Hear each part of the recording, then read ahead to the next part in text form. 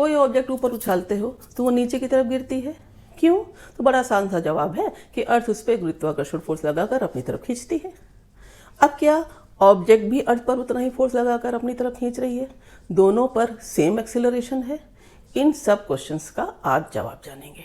देखो, दो objects m1 m2 मास की हैं, एक दूसरे से r दूरी पर रखी हैं। क्या दोनों ऑब्जेक्ट पर सेम फोर्स लगेगा? क्या दोनों ऑब्जेक्ट सेम एक्सेलरेशन एक्सपीरियंस करेंगी? ये देखो universal law of gravitation Newton ने फॉर्मूला दिया था F equal to G m1 m2 upon r square. G होता है यूनिवर्सल ग्रेविटेशनल कांस्टेंट, m1 और m2 का प्रोडक्ट ही तो है फोर्स में। तो कोई ऑब्जेक्ट छोटी हो या बड़ी, फोर्स दोनों पर सेम लगेगा। हाँ, ये फोर्स इक्वल एंड अपोजिट होगा, मतलब पहली ऑब्जेक्ट दूसरी ऑब्जेक्ट पर अपनी तरफ फोर्स लगाएगी, जिस फोर्स से वो खींच रही है वही फोर्स दूसरी ऑब्जेक्ट भी पहली पर लगाएगी और वो अपनी तरफ खींचेगी। तो action reaction law, Newton's third law ओबे होता है। एक बात और जान लो, ये force along the line joining the object काम करता है, इसीलिए सेंट्रल फोर्स कहते हैं। न्यूटन्स थर्ड लॉ को ओबे करता है, कंजर्वेटिव होता है।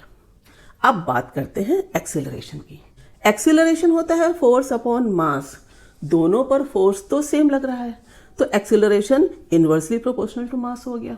मतलब ज़्यादा मास कम एक्सेलरेशन, और इसका उल्टा। एक्सेलरेशन मास पर डिपेंड करता है, और हल्की ऑब्जेक्ट है जो बॉल है जो आपने ऊपर उछाली है, तो उसका एक्सेलरेशन ज़्यादा होगा, मास कम है तो एक्सेलरेशन ज़्यादा, तो वो नीचे गिरती हुई दिखती है।